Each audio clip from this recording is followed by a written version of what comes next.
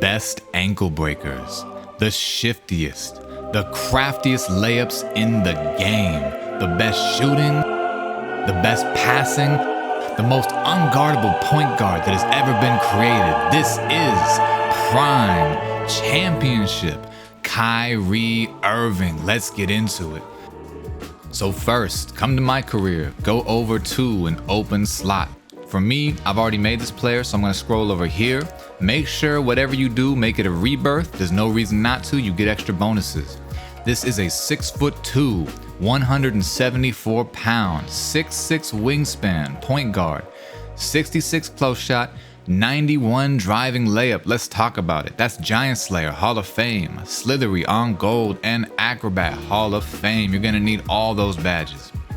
We're gonna come back to dunk and post control in a second, but I want to talk about mid-range shot for blinders, gold, Deadeye gold, Green Machine gold, Space Creator gold. 86 three-point shot is Silver Agent 3 and Bronze Limitless, so you can do all the things a point guard needs to do on the floor. And we're gonna come back to free throw in a second. A ball handle 95 is for the Steve Francis signature size up. Probably the best in the game, the fastest, and speed with ball 90s for the Kyrie Irving dribble style. Yes, this is made to be like more of a competitive scoring point guard, and obviously not that much of a defense because 55 defense. I got other people on my team to play defense. I run fives. It is what it is. But let me tell you what separates this build from all the other builds. 94 acceleration. I don't know who did it. I don't know when they did it. But somebody poisoned the minds of these great 2K builders out there and said acceleration does not help with point guards. I don't know who it was. I'm not pointing any fingers at anybody. I'm not casting any blame on somebody, but there's a misconception going on that acceleration doesn't do that much. That's a lie.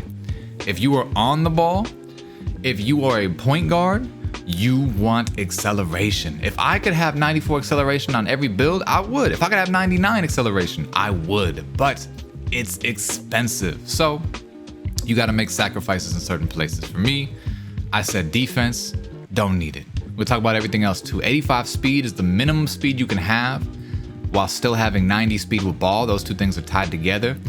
85 pass accuracy is what you need for the LaMelo Ball pass style, which for me, best pass style in the game because it has the best bounce passes in the game, full court, or just best bounce passes in general rather. Strength 41 I think is the minimum strength you can have with driving layup 91. Vertical 55 is the minimum vertical you can have with 85 speed. 99 stamina for handles for days on Hall of Fame. You want that badge, you're gonna be dribbling a lot. And now let's talk about the other stats.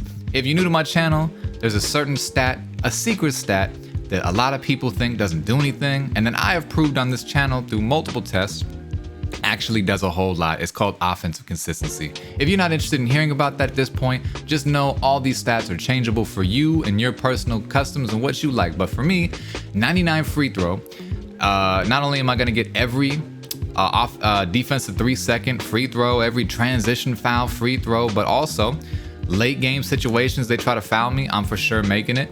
It raises my offensive consistency really high for really cheap. It doesn't cost that much. Look, I'll drop this down really far. I still have only gotten 1 point back. Look at that. Look at that. I'll bring it all the way back up. That's just 1 point for all those extra stats. Same thing with post control. I don't really use post control on this build. It doesn't do anything, but look at 73 stats, right? That's 1 point. That's just free right there. Why not do that? There's nothing else that's that important that could be worth that stat. Unless you really just don't believe in offensive consistency, which, go for it. Same thing with standing dunk. And then close shots tied to driving layup, so I couldn't lower it if I wanted to. That's stuck together. Okay, the one thing about this build I will warn you guys about, 2 more pass accuracy gets you bailout on bronze. I've preached on this channel many times. Bailout on bronze is super necessary to run point guard. However, I have noticed I've been getting enough bailout passes to go through to still be effective, even without the badge. And also, I've kind of redesigned my game a little bit to be less bailout oriented. And there's just certain things I'm doing differently. I'm utilizing pump fakes way more. All right, this build is going to be compared to Steve Nash, Trae Young, and Jalen Brunson. And they always give those comparisons, I feel like, almost no matter what you make, so I wouldn't pay too much attention to that. But shot creating, 3-level threat. If you like a good build name, that build name is sexy. So for the animations, we're gonna come over here. A lot of people are gonna ask me what my jump shot is. John Stockton base with double Damian Lillard. For me, the reason I use it, it's really, really fast, like insanely fast. It's gonna take you, if you're someone who's used to using a T-Mac base on a bigger build, and you wanna come down like I did, I came from my Paul George build to this year, it was a transition. I played competitive point guard before many times in the Pro-Am, but you know, it's always a transition going from the slow jump shots or the medium speed jump shots to the faster ones, the above A+ speed jump shots, right? And that's what this is. This is faster than A+ speed. With that being said, max speed, 50-50 blend. The blend doesn't matter. Damian Lillard, because he has a flick. Look at the flick right there. Really easy to find, really easy to time. Big green window. Release height does not matter to me at all, just because he's already short, so I'm not looking to get a high release height. If it was a taller player, I might change my opinion on that, but this one feels great. And timing stability doesn't seem to have an impact on this particular shot, at least for me, my experience. I know people want to know my dribble moves, so I'm gonna go to those first. For my dribble moves, and I got the LaMelo Ball pass style, dribble style, Kyrie Irving, signature size up, Steve Francis, regular breakdown, Derrick Rose, and aggressive breakdown, Damian Lillard. I don't use these very much, in fairness, but there are occasions I'll flick up on the right stick just to give a different look. The Derrick Rose is really shifty, and the Damian Lillard kind of goes forward, which sets up a snatch backwards, right? And I always love those moves. Kemba Walker escape move. I used to use Kyrie Irving a lot because it's very shifty. I've also used Jimmy Butler on my bigger builds, and I played around with like pretty much all of these. But Kemba Walker right now is doing everything I needed to do on this small guard build. I do go for the shots where I put someone on my back and shoot over them. And I also just do a lot of like speed boosting left and right. And I know a lot of people are gonna say, oh, you left, right. I don't left, right. I combo moves together effectively that the defense is not prepared to guard. All right. A lot of people, when they see left righters, me included, I get disgusted because all they do is left right. If you watch my channel long enough, you know that's not what I do. I put things together. And I think it takes a combination of realistic and a combination of cheese. Whatever works, it matters why it works, right?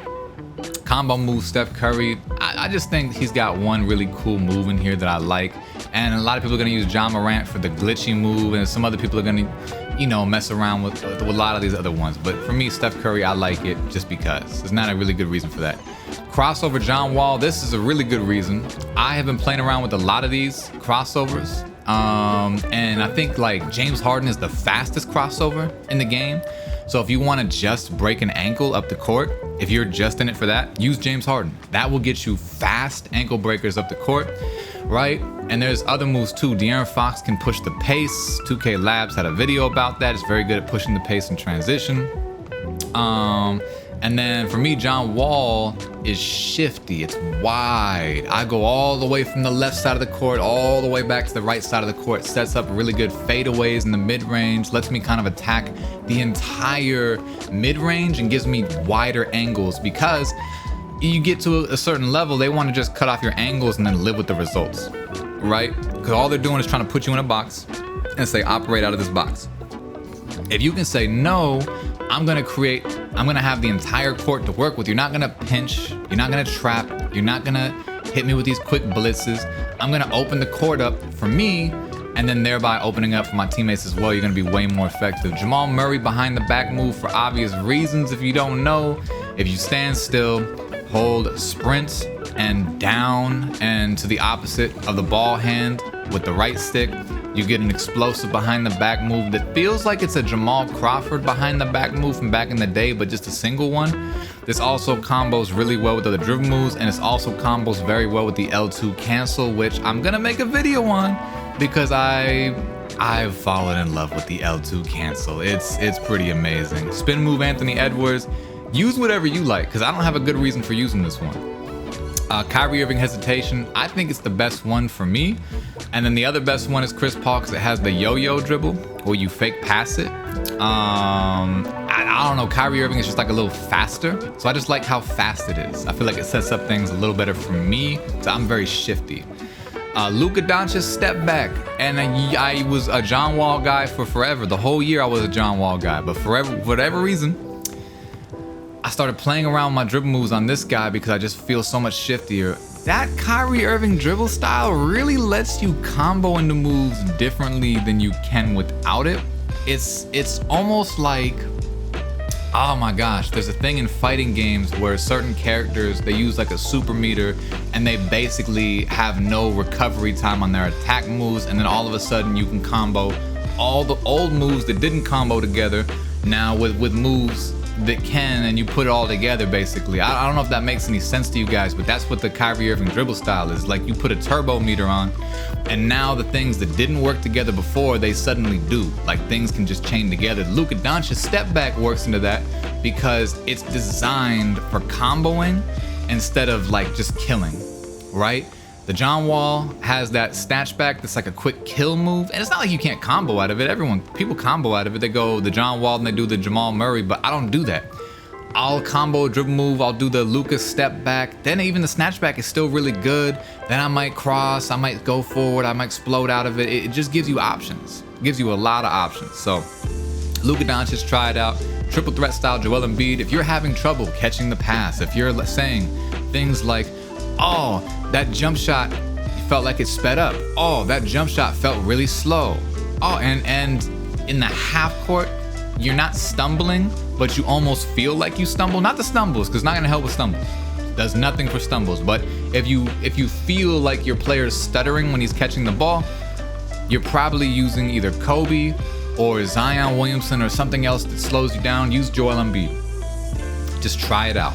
Just try it, not for triple threats, just for catching the ball and shooting the ball. Just try it out, see if it works. All right, no park flashy passes. Let's get to free throw, Jamal Crawford, and the layup. I know, guys, I know I've been talking about how much I hate Ja Morant for a long time, but I've changed my criteria just a little bit for what I like in a layup. This year, Ja Morant is significantly better because it's not forcing you into certain animations that used to force you into, that were just setup animations. They would for sure get you blocked. Like, he's not doing that 360 spin anymore all the time, or if you go for contact, he's just throwing it up and then getting swatted. And that Euro step used to be like, the Euro step was stuck. You did the Euro step and you were for sure, if they knew how to time you, you're getting blocked, right? And if they didn't, it looked really cool, so you did it a lot. But if they did know how to time you, you were getting blocked. And in the Pro-Am, people know how to time you. More people at least. You know what I mean? So this year, my criteria for what makes a good layup, basically what makes you the most intangible, or intangible for the longest amount of time, right? Ja Morant does that. LeBron James does that. Kobe Bryant layup does that.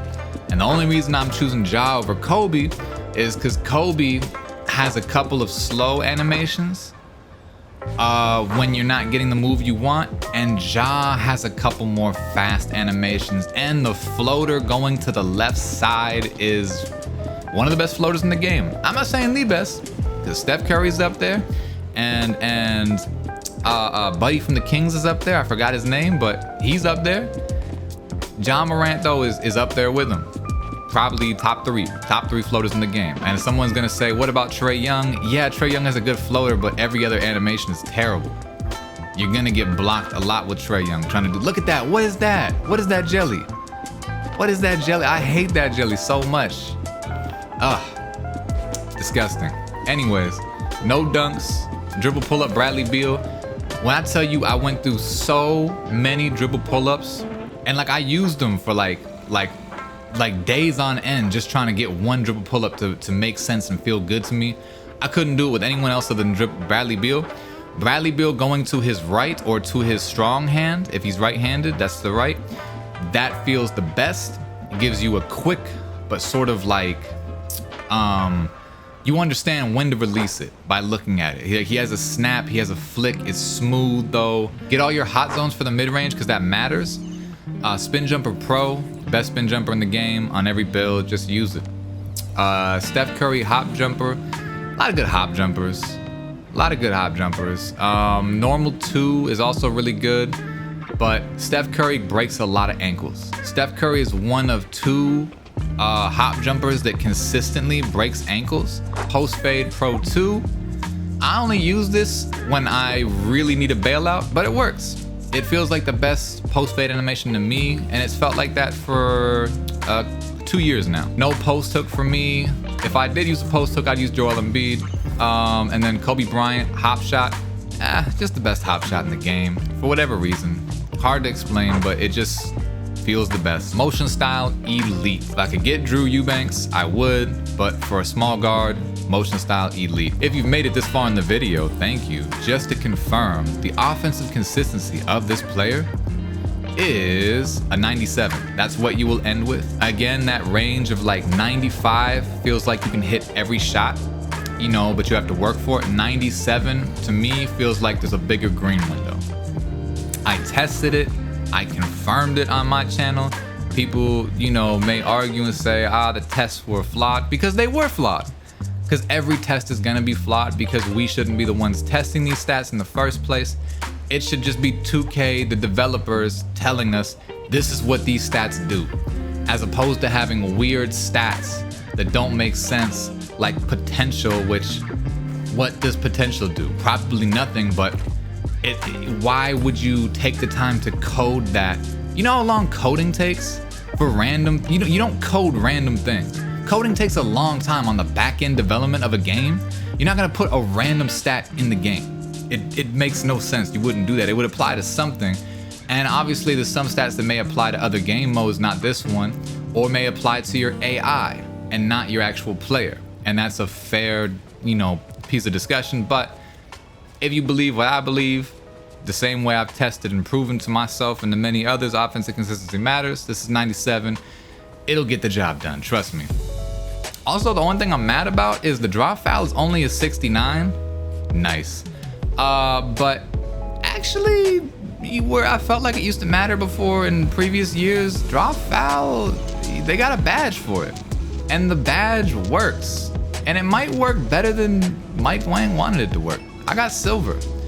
And if I pump fake and you jump, it's 2 points, period, at least, maybe 3, maybe 4 actually. If you want the best one-on-one build, the best 3v3 build, the best 5v5 build, that's a 6'8", you know, and I think 6'8" are better than 6'6", just to be clear. I got a Paul George build that'll knock your socks off. Click on this video up above to get that Paul George. It's still a point guard, and it's both a lock and a scoring machine. It's both. It can play either one. Thank y'all for watching. Please like the video, comment down below what you want to see in future videos. I know I've been gone for a minute, but I'm back. Hopefully I stay back this time too. Anyways, y'all have a wonderful rest of your day. I'm out of here. It ain't a stream without you singing, Pharaoh. And one, get his ass. Euro. Hey, Prince. Step in the name of love.